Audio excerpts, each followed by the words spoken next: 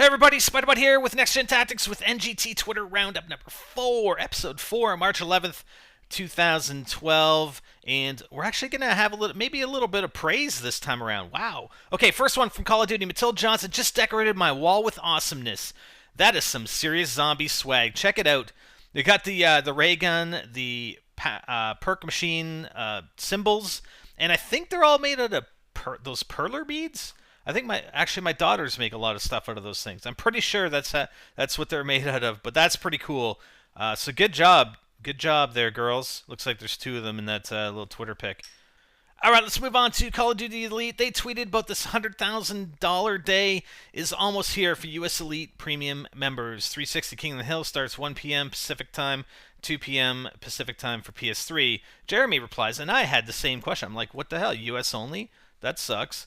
So Jeremy says, can people from Canada play in the event? And if a winner from Canada wins, be able to redeem the prize?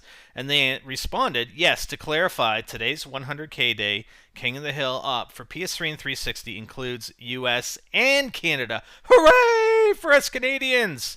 Boo for everybody else. Sorry about your luck. Good thing you guys paid all that money for for a COD Elite Premium, so you guys can take advantage of all of the prizes that are available to be won. Not. And this next one is another typical case of, can you guys actually get your shit together? Apparently not. COD Elite app doesn't support Prestige 11 to 15. Any plans to tweak this? Support for additional Prestige levels will be included in the next update. Not like releasing something on one side that's still not supported on the other side, but I'm sure they're working on the clan ops. I think they got it, most of it sorted out for actually prizing people what they deserved after a couple weeks with the clan ops. But yeah, so they added all these prestige, and I'm not even sure what platform. I guess it's all platforms that the COD Elite app doesn't support the prestiges from 11 to 15 yet. I wonder what's going to happen when they go 16 to 20. All right, this next one is Michael Condrey, actually, so we're off of Call of Duty Elite. So his first reaction to this picture, actually, seems like an American McGee pre-order poster. And if you guys saw last week's, we had the Mystery Machine. Well, this week... oh, my God. Follow the yellow brick road. Follow the yellow brick road. Because of all the wonderful things he does. Apparently Tin Man has a heart. He didn't need to get it from the Wizard of Oz, now did he? That is epic. Thank you for that, Mr. Condrey. All right, these next two tweets from Condrey actually kind of ticked me off because everybody else has to wait until Tuesday to get access to this stuff. So at I know, it was really early in the morning, so he tweeted the first one. Did I seriously miss the daylight savings switch? Nothing like a little 6:30 a.m. Modern Warfare 3 survival to start my Sunday. On Black Box. Hey, Condrey, middle finger up for you. And the next one. Wow, I really did miss the clock switch. I guess it's actually 8 a.m. I better go take out some frustration on Negotiator. Hey, Condrey, freaking double freaking middle finger up to you, buddy. Thanks for rubbing it in everybody's faces, asshole. All right, let's move on to Robert Bowling. Just kidding, Robert. Come on, dude. Give me a break. And I'm sure you guys know about all this Kony 2012, okay? I'm not going to get into this, but it's just something that, even these guys are responding to this stuff, right? So somebody sent them a tweet. When you have watched the video, read this, also enlightening. And basically, I think it's the same article that I've looked at that sort of lays a little bit of discredit to the charity that was behind the video that everybody's freaking out about on Kony 2012. And Bowling responds, this is why it's also important to make the issue important, but be wary where physical donations go. Now, I know, honestly, I'm not even touching Kony 2012. And the major reason why is that I don't have enough information. If you're going to do a video on something like this, I think it's kind of ridiculous just to base it on having watched some other video and then trying to speak about it. Okay, and I'm not gonna do it. Honestly, it's supposedly about children being taken away and abused or being made into military personnel for this dude or whatever it is. But people, open up your eyes. You don't think that happens every day elsewhere in the world? That stuff is going on. I mean, and I don't, you know, I it's good that it's coming to light, but at the same time, my wife's friend at work, her husband had a problem before Christmas this past year, and he had like insomnia. I don't know. He was like under a huge amount of pressure. The guy didn't sleep a wink in like 8 days, and he ended up committing suicide and leaving behind his wife and 2 kids. And we supported them. We supported them directly. I mean, it's not through a charity, and there are charities that we support also. But at the same time, I mean, you can't, it's like Superman, right? You watch Superman. Superman can't save everybody. I mean, we can all be made aware of these things, but I you can't donate everything to everybody. There's no way. And I'd rather see money that I give to causes like helping support this woman who has these 2 kids and is just their whole entire family is devastated because of this that happened to them. I mean, she's not working. She just lost her husband. I mean, I'm putting my support over there. And not saying that these things aren't bad, but this kind of thing happens in a lot of other places. So just again, I'm not. That's why I haven't touched it, because I don't like talking about, especially issues like this. Talking about issues like this when I don't have the information, I haven't done the research, and I'm not going to go and watch a 27-minute video and then think that I have enough information that I can go and produce my own video and discuss it as if I have information about it, because I don't, and that's it. So I'm gonna leave it at that. All right, so now we got past that one. The next one from Bowling, and Anthony asked the question, gotta ask what your favorite weapons, perks, kill streaks, and game modes are in Modern Warfare 3. Can global thermonuclear war be added in CP? I don't know what CP is. Community playlist. I got it. Okay, and his response, and I find this interesting because it's kind of interesting to see what people that are really, really close to the game like as far as weaponry and whatnot. So Bowling responds, MK14 or ACR right now.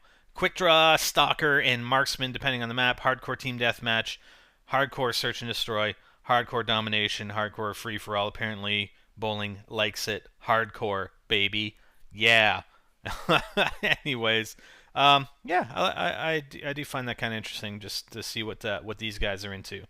Not that kind of into. I mean, game wise, right? Not, yeah. Anyways, moving on. One last one for Bowling. The question was, there's something else I wanted to know. Robert, I played Drop Zone Infected. Will people be able to play them on the new maps? Yes, once they're released to everyone, they'll be available in every playlist. So come March 20th, once the map pack has been released, I don't expect it to be on that exact day. Maybe it will be.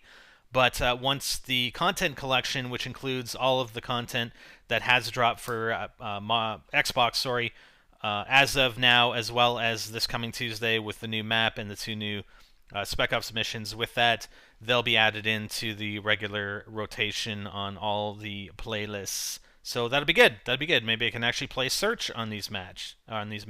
Thank you. All right, so our favorite guy over here, David vonderhaar, Johnny Utah, the football star. No, I'm just kidding. Don't envy you, bro. Black Ops didn't have death streaks, but weighing the needs of the quiet masses versus super vocal minority. And he responds, we take feedback from all camps, but ultimately do what we feel is best for the games we make. Obviously, that's a given. And but when people complain, was it the super vocal minority that complained about quick scoping, and that's why I was taken out? I don't know. I mean, obviously they do listen to a lot of that, a lot of the cries from the masses. Well, I guess the super vocal minority instead, not the masses. But it's those people that tend to get people behind them to then vocalize those things. So and you see it with a lot of or some of the bigger directors when they have take issue with stuff, they tend to get a lot of people behind them to vocalize that. So it starts with a vocal minority and then becomes a mass at some point. But you got to respect what these guys have to do. I mean, they got to take a lot of crap and deal with a lot of things and ultimately come up with what they feel is going to be best in the game. And again, you can't listen to everybody, and people are going to complain. Everybody's going to complain about something. I mean, you can you can do whatever you want to do. There will always be people complaining about it. I feel for you, David. I'm on your side, man. About that job. Just kidding, man. So we got a couple new ones here that we haven't seen in previous weeks. This first one is from Infinity Ward, and Tim asks, "Can you do anything about players that use modded controllers, or not so much? I would greatly appreciate an answer. Thanks, Modern Warfare 3." And the response was, Teme. We have been handing out bans to players caught using modded controllers to their advantage. Example, using MK14 snipers like assault rifles. That's good. Actually, if you go on Infinity Ward's Twitter feed, they actually show a lot of response to complaints about people boosting, cheating, etc. So I think, I don't know. I mean, do you guys think they're doing a decent job of trying to ban these people? I mean, like you said, they can't do everything, and they can't just, well, you shouldn't be doing that because you need to fix the game. I mean, they have a lot of things that they have to take care of at the same time. And it's just like any business, okay? You can't just say, well, you should take all your resources and put them towards fixing this. No, that's not the way it works. But I think they're communicating about it, and I think they have been handing out bans. I just hope that they're not banning people that they're all legitimate bans. I'm sure there are some that are not, but hopefully most of them are. What do you guys think about that? All right, we got another new one here, and oh my God, it's not even COD. Are you kidding me? Serious? It's from Notch. It's from Notch. And apparently there was this big thing about this Easter egg that he let slip, or not really slip, but mention last week about some undiscovered thing. And it was like a huge deal in the community. Like everybody was making it a huge deal. I love Easter eggs. I mean, I love the complicated ones, though, I don't like the ones, oh, I found this picture on the map and it looks like this. No, man, I'm into the complicated kind of stuff, but people were freaking out over this. I mean, there was like people just trying to find out what the heck it was, and what it ended up being is when you loaded up Minecraft, and I don't know under what circumstances. I mean, I just saw a post somewhere that it was this, and I don't know how you actually get it to be this way. But when you load up Minecraft, instead of saying Minecraft, it says Mince Raft. So there's the C got moved one spot to the left, basically.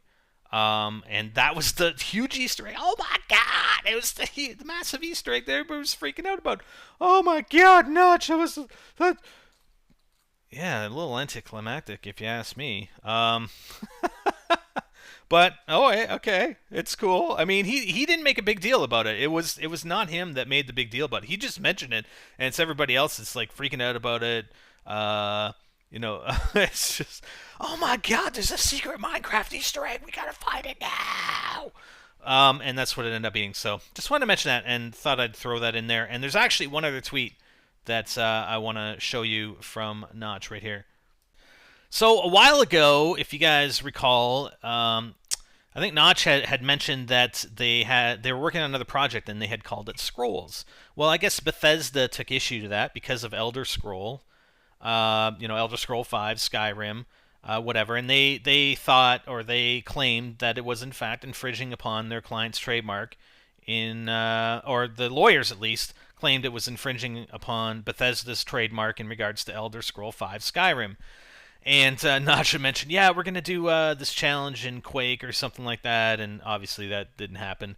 But I guess they settled. So they settled with Bethesda, and the settlement basically is that we give them the trademark and get to keep the name, and won't make an Elder Scrolls competitor using the name, which I didn't think it would be anyway. I mean, what's the deal? So they get to keep the name, but I guess Bethesda keeps a trademark on Scrolls. I don't know. As a game, like honestly, I don't understand this part of the trademark. I mean, I can see like a phrase, but trying to trademark a singular word, it's like, yeah, I want to trademark the word trademark so no one else can use it.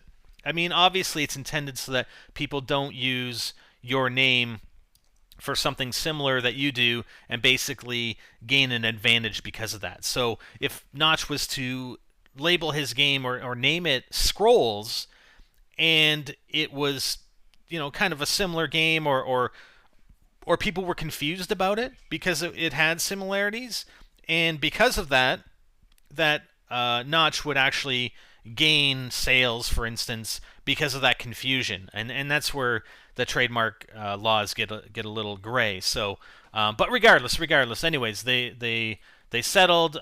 He can use Scrolls as long as it doesn't look like it's a competing game or something that people would be confused about and end up buying Scrolls thinking it was like an Elder Scrolls title. So, anyways, so that's it. That's it, guys. I hope you guys enjoyed this episode. And man, I always have the intention of keeping these things short, but they just go on, and we're like over 16 minutes. I apologize. I'm Spider, and I'm out.